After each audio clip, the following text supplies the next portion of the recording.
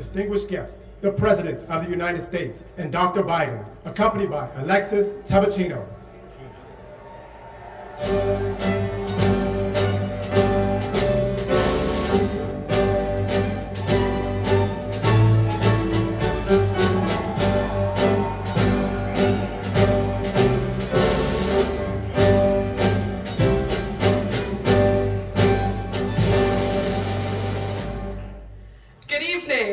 My name is Alexa Tabachino, and I am truly honored to introduce the First Lady tonight.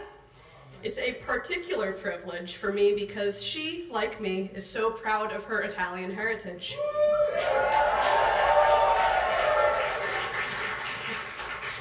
My pride in my heritage grew tremendously last year when I was fortunate enough to participate in the National Italian American Foundation's Voyage of Discovery, a 2-week trip that allowed me to encounter the land of our common Italian ancestors. I learned that there is indeed so much to cherish in the Italian heritage, the focus on food, family, faith, and friendship. All of that is evident this evening, and I am grateful to the President and Dr. Biden for bringing that Italian spirit here into the White House.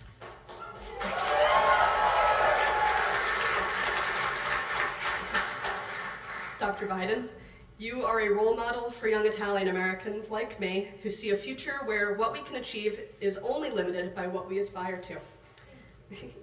Italians have always been great dreamers who show the world what's possible. You share in that great tradition of vision and innovation. Moreover, like our immigrant forefathers, you've inspired people to value the importance of education.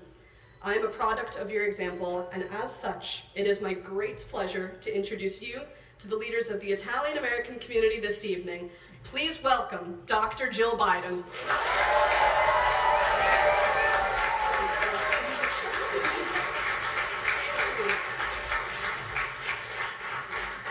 Thank you, Alexa, and I'm excited to see your generation forging new connections to our past and shining such a bright light into our future. And I'm also grateful to the National Italian American Foundation.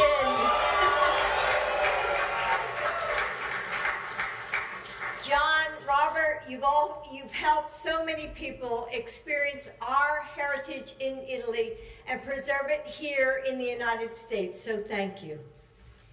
Buonasera, everyone. And welcome to the White House. When I was a little girl, I learned what it means to be Italian American in my grandparents' tiny, well-worn kitchen. And not only because there were ribbons of pasta, homemade pasta, and sauce bubbling over on the stove. No, the most important lesson that I learned in their kitchen was that when you're Italian American, there's always room for one more chair at the table. Enough bread toast to feed one more guest. Enough space in our hearts for another friend to become like family. And even when times are hard, there's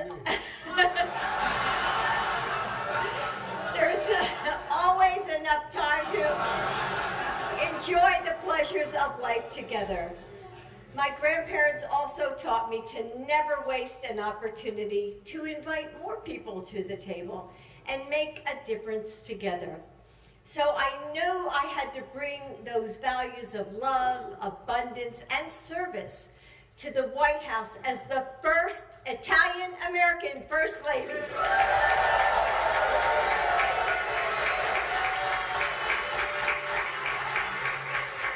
That's why I've used this platform to give more women a seat at the table in discussions about their own health. To hear from military families about how we can support them, to uplift community college students. And I've had the opportunity to bring so many more people inside the historic walls of the White House by creating new educational experiences that allow more Americans to immerse themselves in this house, the People's House, by using these rooms to celebrate the young people who are changing our world. by honoring the immigrants who helped build this country. And tonight, thank you. And tonight, gathering with this community, my community, to celebrate our culture. So it's been the honor of my life to serve as First Lady. And during my time here, I've often thought of my great-grandparents leaving everything they knew behind to chase the promise of America. And then when they arrived on Ellis Island to take their first strides into a new life, I don't think that they could ever have imagined that a group of hundreds of Italian Americans coming together in the White House. When our roots run deep, there's no limit to how high we can reach.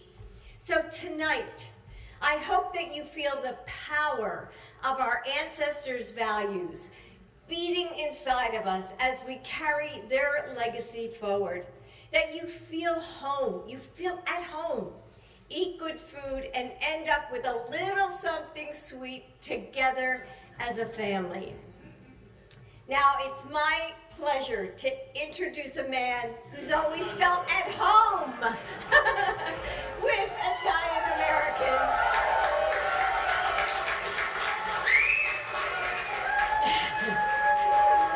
In fact, Joe first met my family at a big cookout at my grandparents' house in Hamilton, New Jersey.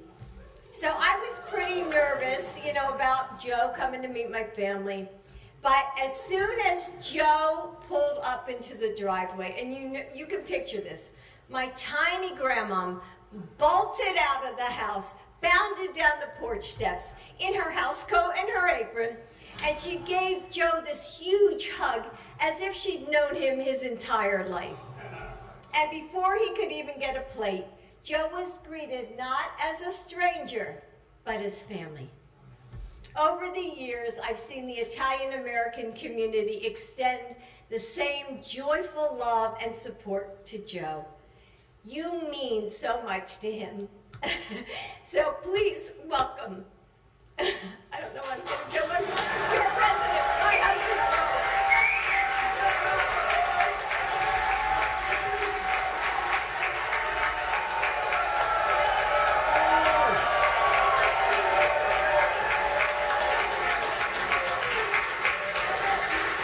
Welcome to the White House.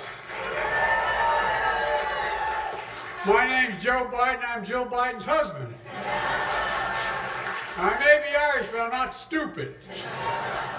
I married Dominic Chiacoppa's granddaughter. 5 years ago, I want you to know, I received the Sons of Italy Man of the Year Award. To the best of my knowledge, I'm the only non-Italian ever to receive that award. There was a large crowd when I received that award. It was down by the train station. And I said I moved from an Irish Catholic neighborhood in Scranton to an Italian Catholic neighborhood in Claymont, Delaware. And I went from a place where you ended like Finnegan and Murphy and all that, down if your name didn't end in an O, you're in real trouble. I was one of the few guys whose name didn't end in O. I look out there and look at all my friends. I accepted the award in the name of some of the guys I grew up with next door. Sonny DeRamo, whose mom would say, Joey, it's not sauce, it's gravy, Joey. It's gravy, Joey. You think I'm kidding? I'm not. Angelotti, DeSabatino, Buccini, Biferato, Sani, Congialdi, Deleterio, Monaco. You think I'm kidding? Tancred. By the way, after I talked about it, I looked out that car and said, thinking about it, I deserve this damn award. With that many Italian friends, man, I deserve that award. Thank you, Alexa, for being here and sharing your pride and your family and your heritage. Look, and it's great to see so many friends from the National Italian American Foundation. The Sons and Daughters of Italy, and so many other Italian American leaders organizations from all across the country. I can honestly say I wouldn't be president without you. I wouldn't be president without the Italian American community. Now, what she didn't say is, we do have something in common. I'm Catherine Eugenia Finnegan, Irish Catholic background. You guys, a lot of you are Catholics, you know. I know you don't admit it as much, but this month is about celebrating the extraordinary contributions and proud heritage of Italian Americans to our nation. And it's kind of endless. For some of our families, your story is America's story. It stretches back generations. For others, it just started. No matter when, these are stories of immigrants who left everything behind to travel across the ocean, in pursuit of the American dream, just for a shot, just a simple shot. You and your ancestors worked hard to help build this country and build a middle class. People like my college friend, the late Congressman Bill Pasquale. Bill Jr.'s here. Where is he? There we are. I used to kid his dad all the time. I said, you know, Delaware may be second smallest state in the Union, but we own the Delaware River up to the high water mark in New Jersey. There was actually a Supreme Court case about that. Anyway, but he represented New Jersey, and his son represents House Representatives. Bill did it for 27 years, and he passed away this summer. He was the grandson of Italian immigrants, a giant in the community, and a devoted patriot to the nation. You got good blood, kid, my dad would say.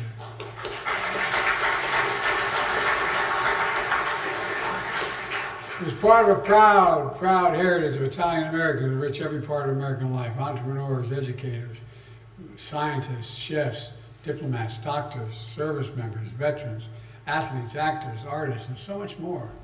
There's nothing the Italian community is not engaged in. I mean, virtually nothing. There's no community you don't excel in. But I also know it wasn't always easy. Many of your ancestors faced horrific discrimination, like my ancestors faced horrific discrimination when they first came to our shores. Yet even in the face of Italian Americans proved that they had a resilient spirit and a devotion to family and community, an unshakable faith in the promise of a better tomorrow. You know, my dad used to have an expression. He said, Joey, family is the beginning, the middle, and the end. The beginning, the middle, and the end. It's a faith that is carried through to today, both at home and abroad. Italian Americans are central to our nation's deep friendship and strategic partnership with Italy. I've worked out a really good relationship with the Italians. I better have done that, but at home. But all kidding aside, with Italy, what a magnificent country, you know. And anyway, I won't get started. But you know, the bond between our countries is founded on a shared principle and shared commitments, including the shared support for the brave people of Ukraine as they defend themselves against Russia's illegal aggression.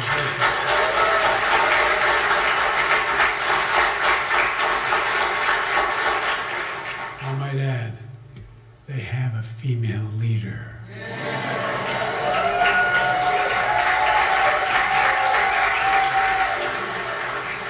I wish Sonny DeRama were here to hear that. In addition to Italy's remarkable stewardship of the presidency of the G7 this year, as well as Italy's long-standing contributions to transatlantic security through NATO, and their strong leadership of the European Union, it underscores how important Italy's role is in the global stage, not just for America, but for the world. You know, let me close with this. You know, Michelangelo famously said, he saw an angel in the marble, and I carved until I set it free. I saw an angel in the marble, and I carved till I set it free.